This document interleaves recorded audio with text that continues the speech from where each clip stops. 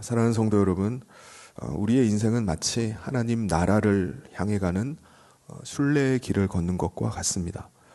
순례의 길을 가는 가운데 우리 인생에 오르막이 있기도 하고 또 내리막길로 한없이 내려가는 것 같은 때도 있습니다.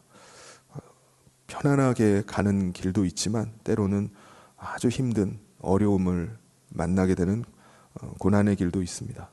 때로는 짙은 안개가 껴서 도저히 앞이 전혀 보이지 않는 마치 캄캄한 어둠을 걷는 것 같은 그런 때도 있습니다. 너무 힘들거나 앞이 보이지 않을 때 우리는 불안함 가운데 이렇게 묻습니다. 내가 이 길 끝까지 갈 수 있을까? 나를 도와줄 이는 어디 없을까? 어디 도움받을 때는 없을까? 이런 질문을 하게 됩니다.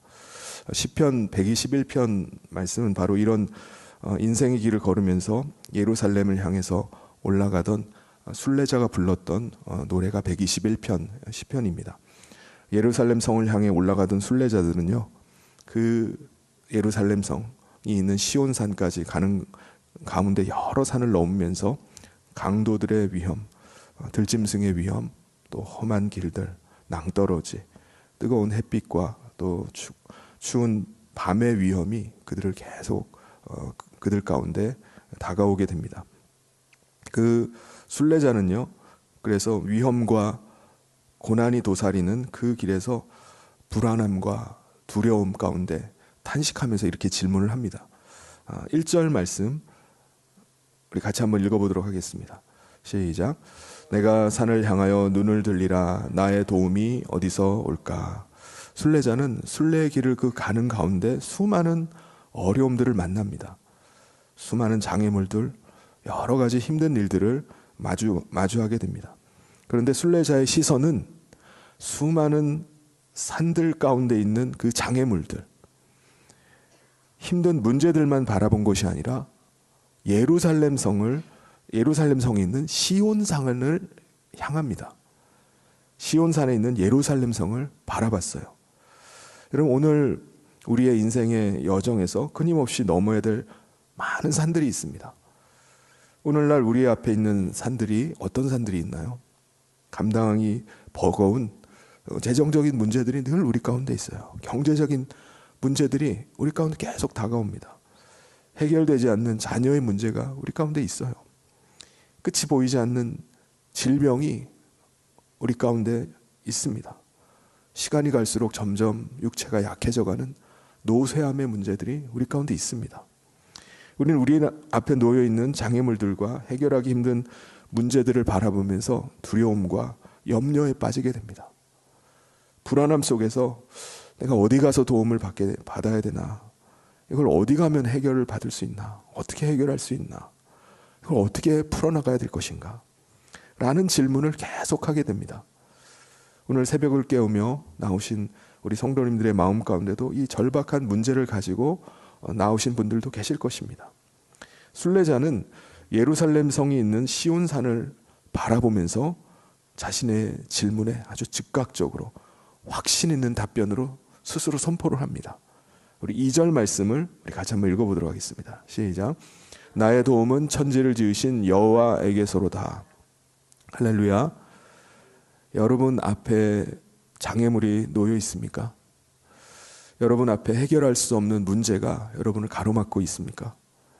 그 큰 산 같은 문제들만 바라보지 말고 그 산보다 더 크신 천지를 지으신 하나님을 바라보실 수 있기를 바랍니다.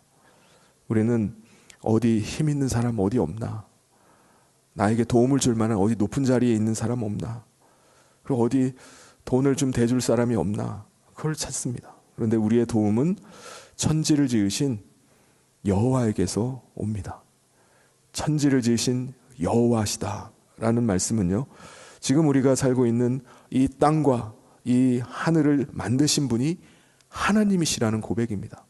그런데 그뿐만이 아니에요. 천지를 지으신 여호와시다 라는 이 고백 속에는요, 하나님만이 지금 우리가 살아가고 있는 모든 환경, 우리가 처해 있는 모든 상황을 다스리시고 통치하실 수 있는 분이시라는 고백입니다. 여러분, 우리가 겪고 있는 어려움, 우리 앞에 가로막혀 있는 문제가 아무리 크다 할지라도 혼돈과 공허함 가운데 천지 만물을 창조하신 전능하신 하나님을 바라보실 수 있기를 바랍니다. 하나님만이 우리의 도우심을 믿으시길 바랍니다. 저와 여러분은 이미 예수 그리스도를 믿음으로 말미암아 하나님께 돌아와서 하나님 안에 거하고 있습니다. 성령님을 통해서 그리스도를 우리 마음 가운데 모시고 살아가고 있습니다. 그러므로 우리의 시선을 어디에다 두느냐가 중요합니다. 고정되어 있던 우리의 시선을 문제와 장애물에만 두는 것이 아니라 전능하신 하나님께 두시는 저와 모든 성도님 되시기를 주님의 이름으로 축원합니다. 우리는 지금 겪고 있는 문제가 너무나 크고 힘들면은 하나님이 지금 나와 함께 하고 있는 거 맞나? 하나님 혹시 지금 무관심한 거 아닌가? 라는 그 마음이 우리 가운데 들 때가 있습니다. 그런데 우리 하나님은 우리를 어떻게 도우십니까? 하나님은 24시간 멈춤 없이 우리를 지켜주고 계십니다. 우리 3절 4절 말씀을 같이 한번 읽어보겠습니다. 시작. 여호와께서 너를 실족하지 아니하게 하시며 너를 지키시는 이가 졸지 아니하시리로다. 이스라엘을 지키시는 이는 졸지도 아니하시고 주무시지도 아니하시리로다. 세상의 성을 지키고 있는 파수꾼, 야간 경비를 서는 경비원은 피곤해서 졸고 있을 수 있어요. 서 있기는 한데 졸고 있을 수 있습니다. 철책을 지키고 있는 군인은요, 너무 피곤해서 실수로 잠들어 버릴 수도 있어요. 그런데 우리 하나님은 단 한순간도 졸지 아니하시고 깨어 있으시다고 말씀합니다. 하나님은 성령님을 통해서 지금도 우리 마음 가운데 거하고 계세요.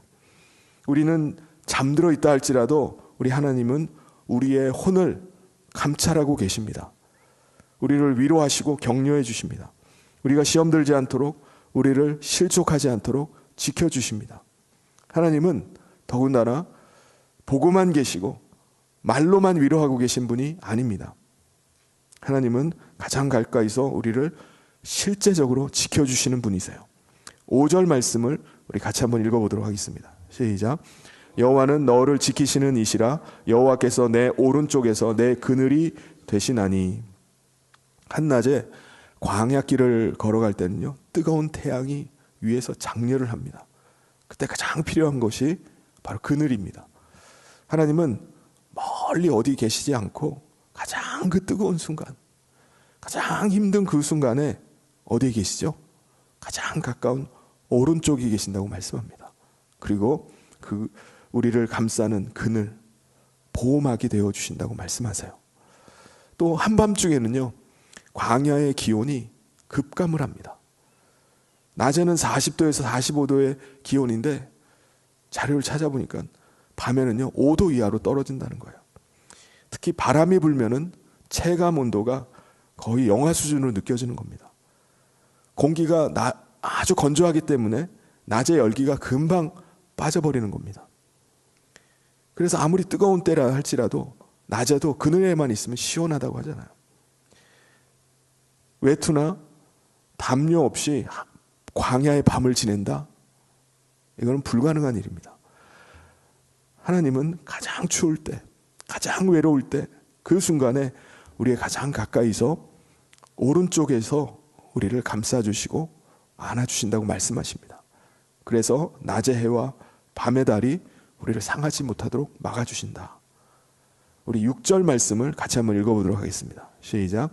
낮의 해가 너를 상하게 하지 아니하며 밤의 달도 너를 해치지 아니하리로다.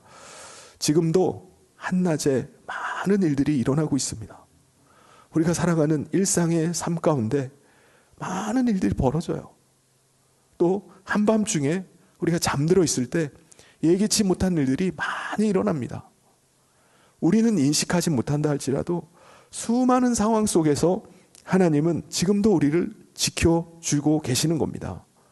낮의 해를 막아주시고 밤의 추위 가운데 우리를 안고 계시는 거예요. 그렇다면 하나님께서는요, 우리를 언제까지나 지켜주고 계시는가요? 우리가 열심히 쓸 때, 그때 하나님이 우리 안아주시나요?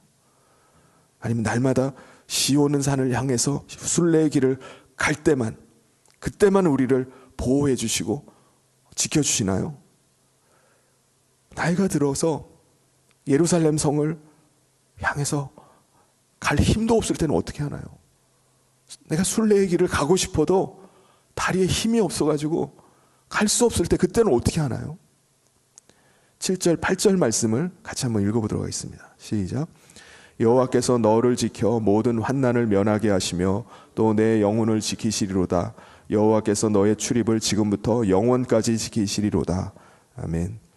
하나님의 보호하심은 제한이 없으십니다. 모든 환난을 면하게 하신다고 말씀하십니다. 우리의 마음, 우리의 혼에 거하신 하나님은요, 우리의 마음을 지켜주세요. 여러분, 하나님을 신뢰하실 수 있기를 바랍니다. 우리가 하나님을 신뢰하면요, 하나님도 우리에게 하나님이 얼마나 신실하신 분이신지를 우리에게 알게 해주세요.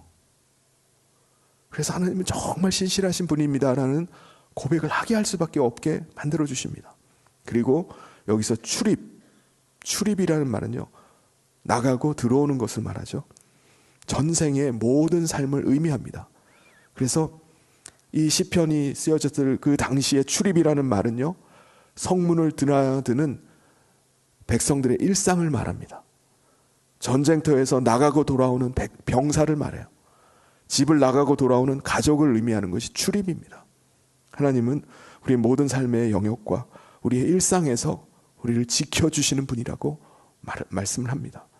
오고 가는 길, 사람들을 만나고 헤어지는 길, 그 모든 결정과 행동까지도 우리의 모든 출입을 지켜주시는 분이 하나님이시라는 것입니다. 그리고 하나님은 언제까지요? 지금부터 영원까지 우리를 지켜주시는 분이십니다. 우리 우리 마음 가운데 임하셔서 함께 하시는 성령님은요, 언제까지 함께 하시느냐? 우리가 하나님의 나라에 들어갈 때까지 우리를 떠나지 아니하시고 우리와 함께 하시고 우리를 인도해 가십니다. 사랑하는 성도 여러분, 우리와 함께 하시는 전능하신 하나님, 사랑이 많으시고 신실하신 하나님과 함께 인생의 여정을, 하나님 나라를 향한 순례의 여정을 함께 걸어 나가는 우리 성인의 모든 성도님 되시기를 주님의 이름으로 축원합니다.